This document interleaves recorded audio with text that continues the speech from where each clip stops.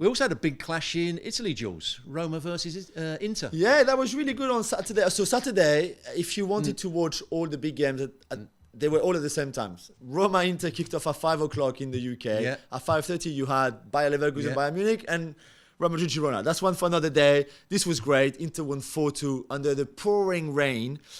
Roma actually took the lead and went 2-1 up just after the break on a great counter-attacking goal from Stefan El Shaarawy. And then I think Inter's class overall was just too good. We saw a great Marcus Thuram performance again. And in all the big games, Thuram has delivered. Lautaro was good. The midfield was strong. Çalhanoğlu, Barella, Mkhitaryan.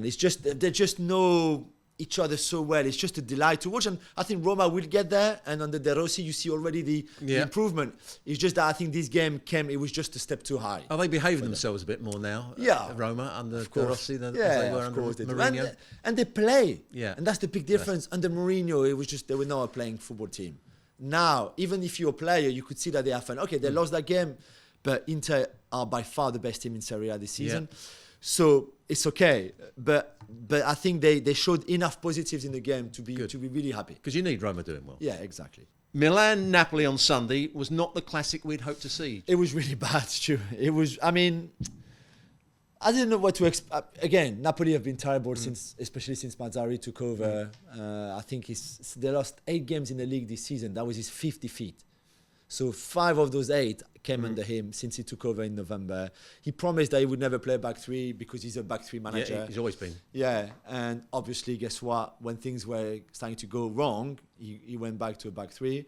And they played back 3 in the first half where I thought they were dreadful. No shot on target, only 1 shot in that first half. And Milan didn't need to be particularly good. They scored a lovely goal, Giroud, Rafael Leao and Theo with the finish. The second half was slightly better from Napoli in a 4-3-3. One of the centre-backs came off at half-time and Politano came on. But in the end, it was still not enough. They hit the post late on a cross that was deflected, but there was still not, I think, enough urgency. And this surely must be one of the worst title defences that there's ever 100%. Been. I think Chelsea once finished 10th after winning the title. Remember that, yeah. But this is really and also, I mean, it might be hard to go back-to-back and win titles, right? But when you were playing so well, one of the best football team that we've seen in the last 10 years or so, last season under Spalletti, to this rubbish, because it is really rubbish. Yeah. You feel even for someone like Kvaratskhelia, for example, who was so good last year, enjoying his football, and now he played him as a. Do you think it all started going wrong when they lost in the Champions League to Milan last season? Yeah, that's when after that, their performances in the league weren't quite so great. But they had like a 15-point cushion. Yeah. I think Spalletti leaving was the big one, and maybe not replacing them with the right manager. I mean, I don't think Rudi Garcia was the right pick. No. I don't think Mazzarri is the right pick again. I don't know what they're going to do next season. It would be someone new, of course. Mazzarri hasn't had success for quite some while, has he? I mean, he did well with that team with the 3 10 tenors. years, 10 years ago. Long time ago. It's but when you look at his career after that, it's not been great. It's a shame how you almost tarnish your legacy in a way, or A-team legacy by getting everything wrong pretty much since they won the title after 33 years. It's ridiculous. Now, Ciro Immobile made history for Lazio this weekend, 3 days before hosting Bayern in the Champions League. What's all that about, George? Yeah, it's a great day, I think, for Ciro Immobile, for his career, for the whole family. He scored his 200th Serie A goal, so not in all competition, just in the league. Incredible. Only the 8th player in history to do it, joining the likes of Baggio and Totti and others. Incredible achievement, really, from Ciro Immobile. Still very divisive figure because he's never really worked out for him with Italy. But certainly for Lazio in the league, it's been incredible. And the Lazio team that won, 3-1, they were not great. Their goalkeeper made some really big save.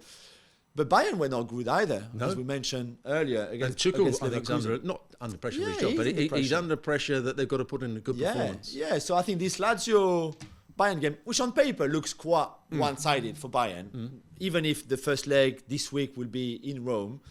I just don't know. I think on a good day, this Lazio team can cause problem to teams. Provedel is a really good goalkeeper. Ciro Immobile is a very good finisher. If something happens, if they take the lead, if Luis Alberto does something a bit special, if there's something a bit special in this game, then Bayern, I think, with the doubt that they have in them right now. And when I looked at Bayern's team against Bayer Leverkusen, it hasn't got that look of superiority that it once had. Yeah, no, maybe. I see what you mean. He benched Kimmich. He benched him. He dropped him. Müller was on the bench as well. There was that back three that was a bit strange of a call. De Ligt was on the bench as well. He's coming back from an injury. But I mean, Eric Dyer playing in the football team is not for me in 2024, to be fair. Yeah, there's always going to be problems physically. Exactly.